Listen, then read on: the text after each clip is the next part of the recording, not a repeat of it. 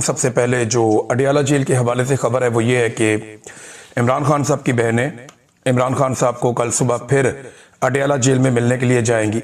अब इनके दो ही काम रह गए हैं, या तो ये अदालतों में जाते हैं या ये अडियाला जेल में जाते हैं अपने भाई को मिलने के लिए, इमरान खान साहब की खैर खबर लेने के लिए, और दोनों जगह पे इन्हें कोई कामयाबी नहीं मिल रही। वजह पाकिस्तान की मिलिट्री एस्टेब्लिशमेंट है, उन्होंने दीवार के साथ लगाया हुआ पूरे खानदान को। इमरान खान साहब के बारे में इंफॉर्मेशन या उनके ख्यालात को आवाम तक पहुंचाने का जो वाहिद मुस्तनद जरिया बाकी बचा है वो इमरान खान साहब की ये बहनें हैं। अब इमरान खान साहब की बहनों को भी मिलने नहीं दिया जा रहा। आखिरी मुलाकात 2 तारीख को हुई थी, उसके बाद से लेकर अब तक मुलाकात नहीं होने दी गई। इमरान खान साहब को लगातार बड़े लंबे अरसे से कैद तन्हाई में रखा हुआ है, जिसको इमरान खान साहब खुद एक टॉर्चर से तशबीह दे रहे हैं कि ये जिस्मानी टॉर्चर से ज्यादा खतरनाक है। मैं इसकी खुद भी गवाही दे चुका हूं कि जिस्मानी टॉर्चर बहुत आसान होता है ज़हनी टॉर्चर की निस्बत। जब आपको कैद तन्हाई में रखा जाए तो ये आपको तोड़ने के लिए सबसे मुअस्सर हथियार के तौर पे इस्तेमाल होता है। अब इमरान खान साहब की बहनों ने दोबारा जो बात की है, उन्होंने कहा जी कि हम जाएंगे अपने भाई के लिए और हम वहां पे रुकेंगे। इमरान खान साहब की बहनों ने कहा, और उन्होंने कहा जी कि हम पहले 12 बजे उठकर आ जाते थे, लेकिन अब हम धरना खत्म नहीं करेंगे, 12 बजे के बाद भी वहां पे बैठेंगे। उनसे बड़े सवालात किए गए कि आपके ऊपर वाटर कैनन का इस्तेमाल किया गया, आपको परेशान किया गया। तो मुख्तलिफ सवालात का जवाब देते हुए अलीमा खानम ने कहा कि इमरान खान 2 चीजें कभी नहीं छोड़ते। एक, इमरान खान अपने अल्लाह को नहीं छोड़ते, अल्लाह रब्बुल इज्जत पे उनका भरोसा रहता है। और नंबर 2, वो वर्जिश नहीं छोड़ते, यानी वो अपनी जिस्मानी फिटनेस के लिए कोई ना कोई एक्सरसाइज करते रहते हैं। ये इमरान खान साहब को अगर सेल के अंदर बंद भी कर देते हैं तो वो अपने सेल के अंदर भी वर्जिश कर लेते हैं, वो अपनी वर्जिश की रूटीन नहीं छोड़ते। और ये जवाब खास तौर पे उन्होंने दिया उस वक्त जब एक सोशल मीडिया पे वायरल तस्वीर, जिसके बारे में मैंने पहले आपसे बात की थी कि बज़ाहिर ये आर्टिफिशियल इंटेलिजेंस की एक तस्वीर लग रही है, तो अलीमा खानम ने उस तस्वीर को देखकर ये कहा कि उन्हें लगता है कि ये इमरान खान की असली तस्वीर है। और ये तस्वीर असली इसलिए उन्हें लगी कि उन्होंने इमरान खान को इस हालत में देखा, यानी उन्हें लगता है कि ये इमरान खान साहब की रियल पिक्चर है और इसी तरह के इमरान खान साहब दिखते होंगे या इसी तरह के इमरान खान साहब हैं। ये अलीमा खानम साहिबा ने कहा। अब देखें ये तस्वीर असली है या नकली है, पिछली वीडियो तक तो मुझे नहीं पता था, हमने कुछ तहकीकात की, कुछ दोस्तों ने इसमें मदद की, तो उनका ये बताना है कि तस्वीर असली शायद नहीं है और इसमें आर्टिफिशियल इंटेलिजेंस का इस्तेमाल किया गया है, लेकिन बड़ा खूब इस्तेमाल किया गया है। और करीब तक पहुंचे हैं वो लोग जिन्होंने ये तस्वीर बनाई है, यानी ये कैमरे से नहीं खींची गई, ये कंप्यूटर के जरिए से बनाई गई तस्वीर है। मुबैना तौर पे मैं इसलिए कहूंगा कि मेरे पास कोई कंक्रीट एविडेंस खुद नहीं है। इमरान खान साहब की बहनें कह रही हैं अगर कि ये इमरान खान की रियल पिक्चर हो सकती है, लेकिन उन्होंने इमरान खान साहब की ये हालत कैद तन्हाई में डाले जाने से पहले देखी थी। ये बात उन्होंने कंफर्म की कि अगर ये इमरान खान है तो ये उनकी तस्वीर कैद तन्हाई में डाले जाने से पहले की है, यानी फिर इसका मतलब है ये तस्वीर अक्टूबर की, उन्हें लगता है कि अक्टूबर की हो सकती है या सितंबर की हो सकती है। और इमरान खान साहब के पसीने दिखाई भी दे रहे हैं इस तस्वीर के अंदर, और वर्जिश का उन्हें शौक तो है। अगर इमरान खान इस तस्वीर की तरह दिखते हैं या इस तस्वीर की तरह वो हैं जो अलीमा खानम ने कहा, अब ये तस्वीर असली है या नकली है ये बहस आप छोड़ दीजिए। अगर इमरान खान की बहन कह रही है कि उन्हें ये तस्वीर असली लगती है तो इसका मतलब ये है कि इमरान खान साहब कैद तन्हाई में डाले जाने से पहले यानी चंद माह पहले तक इसी तरह के दिखते थे या इस तरह का उनका फिटनेस लेवल था। तो फिर जिन्होंने इस्तिस्ना लिया उन्होंने ठीक किया। अगर वाकई इमरान खान साहब इस तस्वीर की तरह दिखते हैं तो इस्तिस्ना लेने वालों ने बहुत अक्लमंदी का फैसला कर लिया, और मेरे ख्याल में जो बाकी लोग बचे हैं उन्हें भी फिर इस्तिस्ना ले लेना चाहिए। उनका बनता है इस्तिस्ना लेना जिन्होंने लिया, और जिन्होंने नहीं लिया उनका भी बनता है कि वो ले ले अगर इमरान खान साहब इस तस्वीर के आसपास भी दिखते हैं तो। क्योंकि मैं जिस इमरान खान को लास्ट टाइम मिला था वो जख्मी थे, उन्हें गोली लगी हुई थी और उनके मल्टीपल इश्यूज थे, उनका वजन भी बढ़ा हुआ था, लेकिन अगर जेल के अंदर उन्होंने हार्ड एक्सरसाइजेस की हैं और अपने आप को मेंटेन किया है तो इमरान खान साहब फिर बेहतर पोजीशन में हो सकते हैं। और बहुत सारे लोग जो इमरान खान को मिलकर आते हैं वो ये कहते हैं कि इमरान खान साहब पहले से ज्यादा फिट दिखाई देते हैं। शेर अफजल मरवत पे अलीमा खानम ने रिस्पॉन्ड किया, उन्होंने कहा जी शेर अफजल मरवत पर जो लोग बात करते हैं मुझे उन पे तरस आता है जो शेर अफजल मरवत को सुनते हैं, और शेर अफजल मरवत जैसे और भी हैं जिनको एजेंसी वाले छोड़ते हैं। फिर उन्होंने कहा जी मेरी बहनों को जानबूझकर निशाना बनाया गया, बाकायदा एम किया गया, टारगेट करके उन्हें निशाना बनाया गया और उनके ऊपर वाटर कैनन के प्रेशर का इस्तेमाल किया गया। वो उठती थी, प्रेशर से उन्हें फिर गिरा दिया जाता था, वो उठती थी, उन्हें प्रेशर से फिर गिरा दिया जाता था। तो फिर एजाज खान जो है वो जाके वाटर कैनन के आगे खड़ा हो गया और उसकी वजह से वाटर कैनन का प्रेशर जो है वो मैनेज हो गया, यानी उसने प्रेशर अपने ऊपर ले लिया और फिर इमरान खान की बहनें जो हैं वो वहां से निकलने में कामयाब हुई। इसके बाद एक और खबर है मेरे पास और वो ये है कि इमरान खान साहब के तशद्दुद के हवाले से आलमी सतह पे बहुत कवरेज हो रही है और ये मेरे पास इसकी कवरेज के बहुत सारे पेजेस मौजूद हैं। अक़वाम मुत्तहिदा ने जब आवाज उठाई इमरान खान साहब पे तशद्दुद के हवाले से तो लगातार आलमी मीडिया इसको रिपोर्ट कर रहा है। यहाँ पे चंद मिसालें मैं आपके सामने रखता हूँ। गल्फ टुडे, ये अरब ममालिक का एक बड़ा तगड़ा जरीदा, इसने लिखा है। वर्ल्ड न्यूज ने लिखा है इसके बारे में। फिर इसके अलावा ये दीगर कुछ और प्लेटफॉर्म्स हैं जो लगातार लिख रहे हैं इस बारे में कि इमरान खान साहब को कैद तन्हाई में रख के द इकोनॉमिक टाइम्स ने भी लिखा है इसके बारे में कि इमरान खान साहब को जो कैद तन्हाई में रखा गया है ये एक तशद्दुद है और लगातार इमरान खान साहब के ऊपर ये तशद्दुद किया जा रहा है। अक़वाम मुत्तहिदा ने इस बात की डिमांड की है कि इमरान खान साहब पे इस किस्म का जो तशद्दुद है ये बंद किया जाए। खबर यह है कि United Nation expert calls for an end to Imran Khan solitary confinement inhuman detention conditions. ये जनाब अब मुतालबात हैं, दुनिया भर के अखबारात में छप रहे हैं। इमरान खान होगा तो खबर आलमी सतह पे जाएगी और आलमी सतह पे एहतजाज भी होगा। पिछले वीलॉग में आपको मैंने चंद मिसालें दी थी, इस वीलॉग में भी आपको मैं बता देता हूं। अभी नॉर्वे की पार्लियामेंट के सामने पाकिस्तानियों ने बड़ा तगड़ा एहतजाज किया, वहां इकट्ठे हो गए और अब आहिस्ता आहिस्ता आप देखेंगे यूरोप में एहतजाज होगा, अमेरिका में एहतजाज होगा। ओवरसीज पाकिस्तानियों में एहतजाज की एक नई वेव शुरू होने वाली है और ये आने वाले चंद महीनों में बहुत तेज हो जाएगी क्योंकि ओवरसीज पाकिस्तानियों को बहुत हरासा किया गया, फिर ओवरसीज पाकिस्तानियों को जाती लड़ाइयों में उलझाया गया, ओवरसीज पाकिस्तानियों की जो फैमिलीज हैं उनको तंग किया गया। लेकिन अब ओवरसीज पाकिस्तानियों ने दोबारा से इकट्ठे होने का फैसला किया है।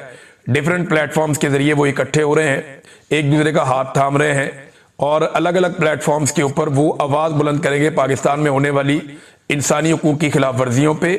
और पूरी दुनिया के अंदर आप बहुत सारे एहतजाज, बहुत सारे प्रोग्राम, बहुत सारी चीजें आप आने वाले दिनों में देखेंगे और इसको इंशाल्लाह हम सब मिलकर यकीनी भी बनाएंगे। तो ओवरसीज पाकिस्तानियों ने एक नई तवानाई के साथ इमरान खान के लिए या पाकिस्तान के लिए या इंसानी हुकूक की खिलाफ वर्जियों के खिलाफ भरपूर आवाज उठानी है। नॉर्वे के अंदर आपने एक मुजाहरा देखा, मैं यहाँ पे जापान में आया हुआ था तो 2 प्रोग्राम हुए, दोनों में बड़ी तगड़ी तादाद ओवरसीज पाकिस्तानियों की आई। इंसानी हुकूक की खिलाफ वर्जियां, मीडिया पे पाबंदियां, ये हमारा टॉपिक था। इमरान खान साहब के ऊपर जो ज्यादतियां हो रही हैं वो हमारा टॉपिक था। जो खवातीन और बच्चों के साथ जुल्म हो रहा है, चादर और चारदीवारी का तकद्दुस पामाल हो रहा है, मैंडेट का एहतराम पाकिस्तान में नहीं किया जा रहा और मिलिट्री एस्टेब्लिशमेंट ने जो पाकिस्तान के पूरे निजाम पर कब्जा कर लिया है, ये सारी चीजों पे, इन सारी चीजों के ऊपर डिस्कशन हो रही है और लोगों के जज्बात सुनकर मैं हैरान हूं कि ये एस्टेब्लिशमेंट सर्वाइव कैसे करेगी। लोग बहुत गुस्से में हैं और जो एस्टेब्लिशमेंट को सपोर्ट करने वाले हैं उनको अपनी पड़ गई है, मुसीबत पे मुसीबत है। वो जो मौलवी हैं उनको अवामी रद्द-ए-अमल से शदीद तकलीफ हो रही है। मौलवी बेचारे उछल कूद कर रहे हैं, वो कह रहे हैं जी हमने क्या इतना बुरा कर दिया, सारे ही जूते पॉलिश करते हैं, अगर हमने कर दिया तो क्या हुआ। अब मौलवी बहुत तकलीफ में, अवाम ने मौलवियों की मंजी ठोक के रख दी है। मैं मिसाल दे देता हूँ, एक हमारे दोस्त हैं ताहिर अशरफी साहब, उन्हें बहुत ज्यादा अवामी रद्द-ए-अमल जो है वो नापसंद आया। वो कहते हैं कि मैं जहाद में सिपा सलार के हाथ पर बैत करूंगा। मौलवी साहब, आपको जहाद का और इसका बैत का और शहादत का मतलब भी पता है। बॉर्डर पे आपने जाना नहीं है, आपके हलवे में बम किसी ने डालना नहीं है, तो आपने कहां जाके शहीद होना है। ना तुसा जाना है बॉर्डर पे और ना ताड़े हलवे च किसी ने पाना है बम, तो शहीद तो आपने होना नहीं है। और प्रोटोकॉल और सिक्योरिटियां लेके आप ऐसे फिरते हैं जैसे पाकिस्तान में आपसे ज्यादा किसी की जान को खतरा ही नहीं है, आपकी तो सत्ते खैर है, सबके साथ आपने बना के रखी हुई है। तो ये अवामी रद्द-ए-अमल के बेचारे मेरे ख्याल में खौफ में होते हैं लोग। बहरहाल जो जहाद है ना, वो अफजल जहाद होता है जालिम हुक्मरान के सामने कलमा हक कहना, जिसकी तौफीक मेरे ख्याल में आपके पास नहीं है। और इस्लामी रियासत में जहाद फर्ज कब होता है, जरा ये तो बताएं आप। फलस्तीन में और कश्मीर में जो भी मुसलमानों के साथ हो रहा है, उसके बाद जहाद की फर्जियत पे आप क्या कहते हैं, जरा ताहिर अशरफी साहब इस पे भी आप रोशनी डाल दें और इस पे आपने किस किस्म का क्या मशवरा दिया है। यानी बैत करने का आपको बहुत शौक है, जहाद लड़ने का आपको बहुत शौक है, लेकिन जहाद होता है बॉर्डर पे, जहाद होता है उन जगहों पे जहां पे जुल्म हो रहा है। आप वहां कब जाते हैं और वहां क्या करते हैं, आपका ट्रैक रिकॉर्ड बड़ा मजेदार है, आप कहीं और जाते हैं, वहां नहीं आप जाते। तो ये एक के बाद एक बंदा लॉन्च किया जाता है। एक साबिक क्रिकेटर है, उसको भी बेचारे को लॉन्च किया गया। अच्छा खासा कौम का हीरो था, मगर मिलिट्री एस्टेब्लिशमेंट की चाकरी और नौकरी के चक्कर में बेचारे को नौजवानों की नजरों में टके टोकरी हो गया बेचारा। मुझे ऐसा लगता है कि इमरान खान से जो इस आदमी का बुग़्ज़ है ना, यानी माजी में ये बंदा, ये क्रिकेटर जो है रिटायर, ये इमरान खान के खिलाफ बयानात भी देता रहा है माजी में, और इसका बुग़्ज़ दिखाई देता था इसके बयानात से। यही वजह है कि इसकी अवामी मकबूलियत बहुत बुरी तरह बेचारे की मुतासिर हो गई। अब ज़हनी हालत भी मुतासिर हो गई गरीब आदमी की। मुझे कुछ दोस्तों ने बताया कि इसके इर्द गिर्द अब पहले जैसी रौनक नहीं होती। पहले ये बैरून मुल्क आता था, पाकिस्तान तो बहुत बड़ी आबादी है, तो वहाँ 2-4 हज़ार बंदा इकट्ठा करना कोई बड़ी बात नहीं होती, लोग मिल जाते हैं। लेकिन बैरून मुल्क जब ये बाहर आया करता था तो सैकड़ों लोग इसके इर्द गिर्द जमा हो जाते थे। अभी वो वाला माहौल नहीं है, 1-2-4 दर्जन लोग बस मैक्सिमम, वो एक पॉलिटिकल पार्टी के लोग हैं और कुछ जो हैं वो जाती ताल्लुक वाले लोग होते हैं, बस वो इकट्ठे हो जाते हैं। बेचारा इश्तिहारात की तलाश में मारा मारा फिरता रहता है और दर बदर फिर रहा है कि मुझे कोई इश्तिहार मिल जाए, कोई मेरी दिहाड़ी और लग जाए। कुछ मुल्कों में इसने जायदादें भी बनाई हुई हैं इस बंदे ने, डॉलर्स और पाउंड्स का रसिया भूखा है। मसला पता क्या है कि इज्जत मिलती है नीयत के साथ। बदनीयत आदमी को, कमजोर आदमी को इज्जत नहीं मिलती। कभी कहता है मैं सियासत करूंगा, कभी कहता है जी मेरी तौबा, मैं नहीं करूंगा। यानी इसकी बेबसी का अंदाजा आप यहां से लगाएं बेचारे की, कि जिस शख्स से ये सबसे ज्यादा नफरत करता है, जिस बंदे से ये सबसे ज्यादा नफरत करता है, ये उसका नाम भी नहीं ले सकता। जिससे ये सबसे ज्यादा हसद करता है ना, ये बेचारा उसका नाम भी नहीं ले सकता। कैसा मजबूर आदमी, कैसा बेबस आदमी, अंदाजा करें। और मंजीर ठोक दी पाकिस्तान के नौजवानों ने, चंगा भला हीरो था, बेड़ा गर्क करवा लिया अपना जूते पॉलिश करने के चक्कर में। तो ऐसे बड़े आए और बड़े गए। इमरान खान एक ही है। ये बड़े लोग इमरान खान बनने का ख्वाब लेकर आते हैं और इमरान खान की जूती के बराबर भी नहीं पहुंच सकते। इस जैसे रिटायर क्रिकेटर 1 लाख भी पैदा हो जाए ना, तो इमरान खान की पशौरी चप्पल के नीचे से गुजर जाए, इनकी टके की औकात नहीं है। नाजरीन, ये 2 खबरें मैं आपके सामने रखता हूं, अगर आप देखें इनके कारनामे चेक करें मौजूदा हुकूमत के। ये कारनामा देखें तो आपको पता चलेगा ये पाकिस्तान के साथ कर क्या रहे हैं। इन्होंने 20 महीनों के अंदर जब से ये हुकूमत में आए हैं 12,169 अरब रुपए का कर्जा ले लिया। 12,169 अरब रुपए का कर्जा 20 महीनों में। ये हर महीने लगभग 600 अरब रुपया बनता है। अब ये बताएं ना, ये 600 अरब रुपया हर महीने कहां पे लगा रहे हैं? बताएं ना, दिखाएं ना। ये अंदरूनी और बैरूनी दोनों कर्जे हैं। बताएं ना, 600 अरब रुपए से ज्यादा पैसा हर महीने ये लोग कहां पे खर्च कर रहे हैं? वो जगह दिखा दें जहां ये खर्च कर रहे हैं। कहीं लगा हुआ आपको नजर आ रहा है? पाकिस्तान में सारे तरक्याती मंसूबे इन्होंने रोक दिए और कर्जे लेने के इन्होंने रिकॉर्ड लगा दिए। ये पैसा लेकर कहां जा रहे हैं? कोई बताएगा पाकिस्तानियों को? ये 43 अरब डॉलर्स बनते हैं, 43 अरब डॉलर्स। 1 अरब डॉलर के लिए आप तरसते हैं। पाकिस्तान के ज़र मुबादला के ज़खायर 15 अरब डॉलर से नीचे रहते हैं और ये 43 अरब डॉलर का कर्जा ले लेते हैं।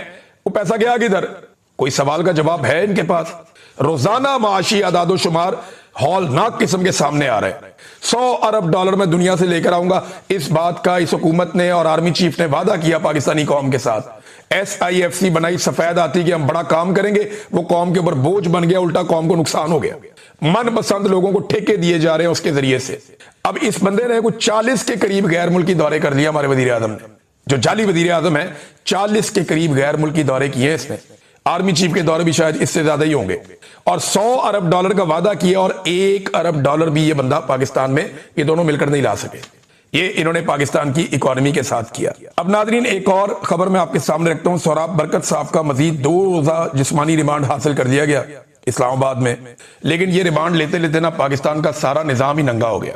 ये मरियम नवाज खान साहिबा ने सारा मामला रिपोर्ट किया। अदलिया को तो पूरा, अदालती निजाम को तो पूरा नंगा कर दिया पाकिस्तान की एस्टेब्लिशमेंट ने। सिर्फ एक सहाफी को कैद में रखने के लिए, उसे बंद रखने के लिए आप पूरे निजाम अदल का आपने मजाक बना के रख दिया। यानी सोहराब बरकत के केस में अदालत में मौजूद, मगर इंसाफ धूप सेंकते तफ्तीशी के इंतजार में रहा। सोहराब बरकत केस है, ये अदालत के अंदर है वो बंदा, और तफ्तीशी जो है बाहर धूप सेक रहा है। सोहराब बरकत केस में एक दिन की कहानी आप देख लीजिए। ये आज के दिन की कहानी है जो गुजर गया। कहानी कुछ यूं है कि सोहराब बरकत के 18 दिन 4 मुख्तलिफ मुकदमात में जिस्मानी रिमांड के दौरान गुजर चुके हैं। नए मुकदमे में 5 रोजा रिमांड मुकम्मल होने पर पेश किया जाना था। पूरा दिन गुजार कर अदालती वक्त खत्म होने के बाद जमानत पर समाअत हुई। आज 15 दिसंबर को इस्लामाबाद जुडिशल कम्प्लेक्स में NCCIA के तफ्तीशी ने सुबह 8 बजे, 11 बजे और फिर 2 बजे सोहराब बरकत को पेश करने की इतला दी। रेगुलर जज की अदम मौजूदगी में ड्यूटी जज सुहेब बलाल रांझा की अदालत में सोराब बरकत के वकील बैरिस्टर साद रसूल दिन 2 बजे 2 मरतबा पेश हुए। तफ्तीशी वकार मसीह अदालत के बाहर बेंच पर बैठकर धूप सेकता रहा, जिनके हमरा एनसीसीआईए के एडिशनल डायरेक्टर शेख आमिर भी मौजूद थे। अदालत में पेश होने का कहा तो धूप सेकते तफ्तीशी ने कहा कि 5 मिनट बाद, फिर 10 मिनट बाद और फिर 15 मिनट बाद अदालत में आ जाते हैं, और यूं घंटा गुजर गया। मालूम हुआ एक और जज शहजाद खान के सामने पेश किया जाना। कमरा अदालत में गए, तफ्तीशी धूप ही सेकते रहे, ना आए और इस वजह से दूसरे जज भी रुखसत हो गए। तीसरे जज अब्बास शाह की अदालत को एनसीसीआई के अमले की जानिब से चेक किया गया, वो जज साहब भी जा चुके। तो आखिर में जज मोहम्मद इमरान की अदालत में इंसाफ की किस्मत जागी। अंदाजा करें आप कि जज आ रहे हैं, पूछ रहे हैं, ये बाहर धूप सेक रहे हैं, अदालत में पेश नहीं हो रहे। ये है नाजरीन पाकिस्तान का निजाम इंसाफ। इसी मामले पे अदालत को इस शख्स को बाइज्जत बरी कर देना चाहिए था, लेकिन पूरा अदालती निजाम नंगा करवा कर भी 2 दिन का मजीद रिमांड दे दिया गया। ये किया गया सोराब बरकत के साथ। कब तक आप इसकी आवाज दबाएंगे? ये बाहर आएगा, पहले से ज्यादा जोरदार तरीके से बोलेगा, पहले से ज्यादा शानदार तरीके से बोलेगा, और आपको इसकी आवाज सुननी पड़ेगी। हम आपको इसकी आवाज सुनाएंगे, बार बार सुनाएंगे। आगा शेख सरवर और राय गुलाम अली दोनों को जुडिशियल कर दिया गया है। अब हुकूमत ने किसी और किस्म की बदतमीजी या बेशर्मी ना की तो ये दोनों नौजवान जुडिशियल होने के बाद जमानत अप्लाई होने की सूरत में बाहर आ जाएंगे। दूसरी जानिब शाकिर अवान साहब को जमानत मिल गई है और लाहौर प्रेस क्लब ने उनके ऊपर जो जुल्म हो रहा है इस हवाले से एक प्रेस रिलीज भी जारी की है, एक मुजम्मती स्टेटमेंट भी जारी किया है और हुकूमत से इन हथकंडों को खत्म करने का मुतालबा किया है। लेकिन हुकूमत तो बेनिफिशरी है, एस्टेब्लिशमेंट और हुकूमत मिलकर ये गंद मार रहे हैं और ये सिलसिला रुकना नहीं है। सहाफियों को मैं बार बार कहता हूं कि इकट्ठे हो जाएं, वरना बारी बारी सबकी बारी। आप सबको ये तशद्दुद और जुल्म और ज्यादती और पाबंदियां और जबाबंदी कल को बर्दाश्त करनी पड़ेगी। ये मामला यहां रुकेगा नहीं, ये एक एक कदम करके आगे बढ़ेंगे। मुझे काशिफ अब्बासी साहब समझाते थे कि इमरान थोड़ा सा अपनी टोन को नीचे कर लो। काशिफ अब्बासी साहब मुझे समझाते थे बड़े भाइयों की तरह, बड़े प्यार से, मेरा बड़ा एहतराम है उनके साथ। इमरान अपनी आवाज को, अपनी टोन को थोड़ा सा नीचे कर लो, सर्वाइवल के लिए बहुत जरूरी है। और काशिफ अब्बासी साहब का अपना प्रोग्राम बंद हो गया। ये आप जो कदम पीछे कर लेंगे ना, एस्टेब्लिशमेंट वहां पे अपना पांव रख देगी, फिर आपको कभी भी आगे नहीं आने देगी। ये इनका तरीका है, वारदात है, इनकी ब्रेक लगनी ही नहीं है।